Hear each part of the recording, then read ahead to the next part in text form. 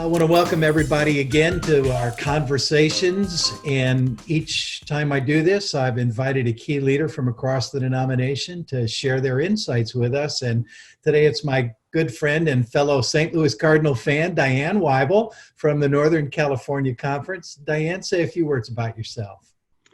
Yeah, I've been conference minister for the Northern California Nevada Conference for just about 5 years. It'll be 5 years in June. It's been 5 years? It's been 5 years already. No way.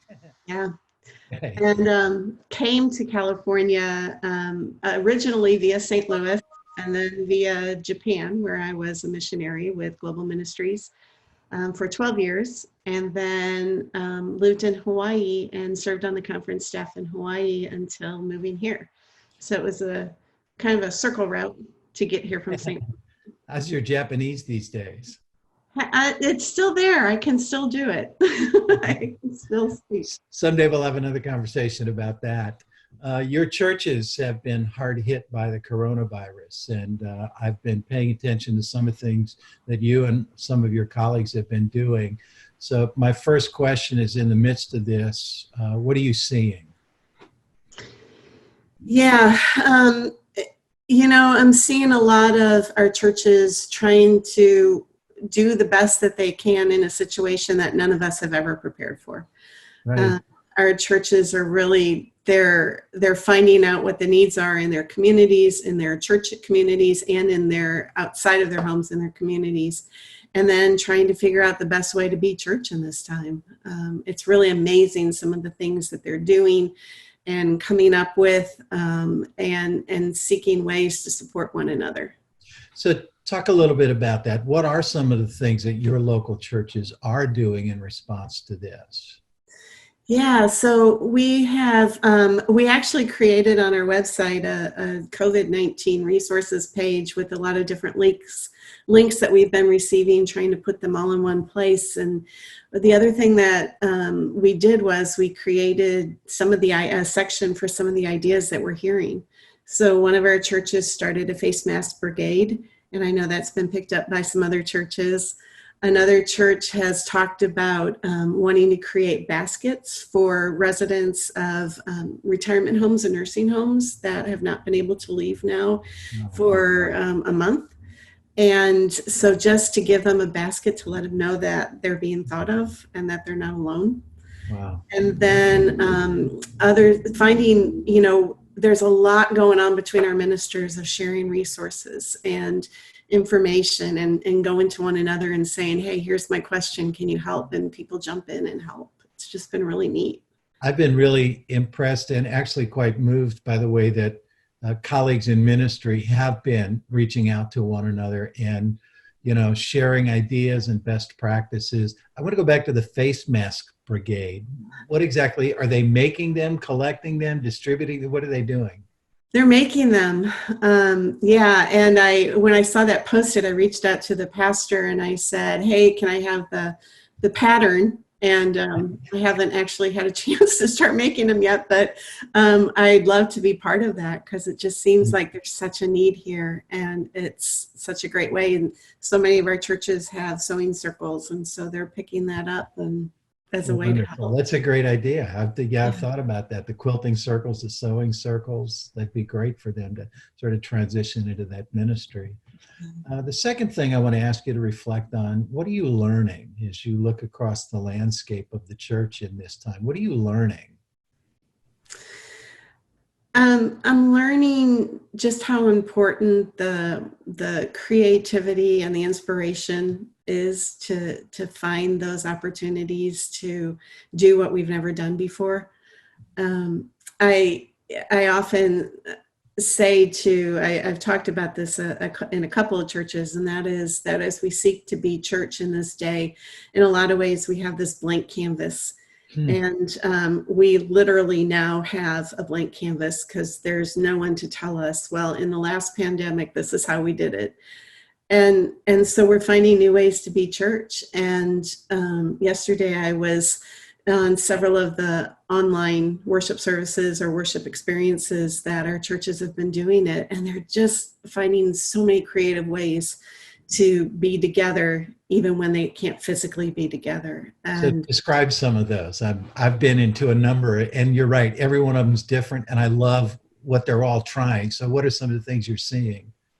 yeah, so one of the worship services that I was part of yesterday, they had actually taped a sermon ahead of time and they posted that online.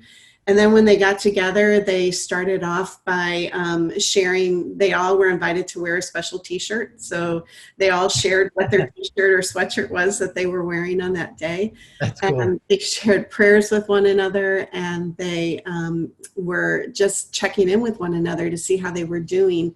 And then they got into, talking about the sermon and that they had viewed or were going to view. So they were also able to just have a dialogue together about what's going on for them and how it feels. I And haven't seen that one yet, but that would be pretty cool. it really was. And, another church that prayer is such an integral part of their worship service. And so their minister had all of her candles lit, and they were inviting everyone to bring their prayers just like they do when they're in the sanctuary together. Just some really fun stuff. Have you seen an online communion service yet? I've not. We've talked about some of those, and I haven't seen it yet. Although what I have seen is, or heard about, was a church that had a potluck dinner together. Really? It did. They all were invited to bring their meal to the computer, and they all logged on at the same time, and they had dinner together. That's adorable. I love it. I hadn't even thought about that, but that's beautiful. I had an email from a colleague this morning, and one of the things he wrote, and I'm curious to see if you've seen this as well, is that when this started, our pastors were asking technical questions. How are we going to do worship online? How do we do Zoom platform? How do you do live streaming, Facebook Live? And then of late, he's noticed clergy asking more adaptive questions. What is God calling us to be in this moment? And how will the church be transformed on the other side of this? Are you seeing any of that?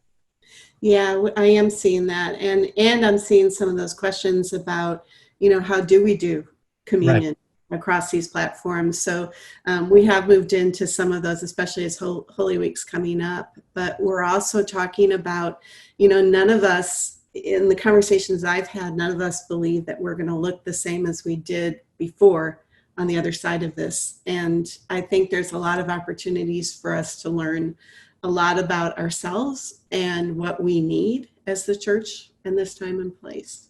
How much of that do you anticipate will be seen as a gift to the church? And how much of that do you think will be seen as a burden? COVID did this to us. Yeah, I think that I think there is a lot of fear right now because the financial piece is a fear, and some of our churches are already facing layoffs and or concerns about how they keep going and how they keep doing this. And I hear a lot of our churches also saying that they really have a lot of hope that there's going to be a revitalization in a new way forward on the other side of this. That's really exciting to me to hear them talk about that. I'm very excited about that. And I hope that those of us who serve in these positions of leadership in the wider church will both remind them that look for the gift in this and become sort of the places that warehouse and collect all of the new things that are being done that we want to hold on to. Right. So last question, where are you finding your hope in the midst of this? Yeah, I think I'm finding my hope in every conversation I have with our ministers, whether it's through email or phone or Zoom. We actually, one of the requests that was coming from some of our ministers was we're too exhausted to figure out how to do an entire Holy Week online. And so what we're doing is we're creating two things. One is we're creating a collective worship experience for Good Friday that's going to be a virtual chapel that we're now in the process of recording videos on meditations at the Stations of the Cross that we're going Send me a link for that. I will. Yeah, thank you. then the other thing is kind of a worship resources bank where church, different meditations or recordings or different tools and resources that our ministers have. We're collecting all of those and posting them on our website, so ministers can, and churches and individuals can go there to pull down resources that they either want to use for their personal meditation or for their collective worship experience. Oh, that's beautiful. I said it earlier, I've been so proud of our clergy through all of this. In what could be some of the most challenging days of their ministry, they are really exhibiting a spirit of collaboration and cooperation and understanding at a deep level how important this moment is for them. And like you, I find so much hope in all of that. I'm curious, one of the things I haven't heard a whole lot about yet, maybe your clergy are talking about this. How are they dealing with or ministering to either people in hospitals or shut-ins in the season where they're just not allowed to go see them? Yeah, and we've had some Zoom conversations. We had a Zoom conversation last week with some of our chaplains, and we'll do it again this next week. And our local church pastors that can't get to the hospital to go see them, and they're sharing with one another. The chaplains are saying, call your hospital chaplain. We'll go make the visit. And our chaplains that are in hospice, there are, the way that they're offering compassion and love and support to one another has just been so amazing. I've noticed either with my colleagues, both in ministry here in Northern California and Northern Nevada, and with my colleagues across conference ministry, that when we're down, there's someone else that's going to help pick us up. And so I know our pastors are worried about their members. They're worried about how they can't go and visit them. They're worried about how to support them in this time. And yet I hear all these great stories about, I talked to this person on the phone and she's doing really well. I talked to this chaplain who went to visit this person. And there's just, again, that sense of we're here for one another. That's just beautiful.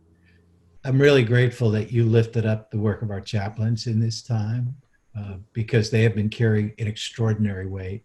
And we talk a lot about the medical professions and the professionals who are literally risking their lives by caring for these patients.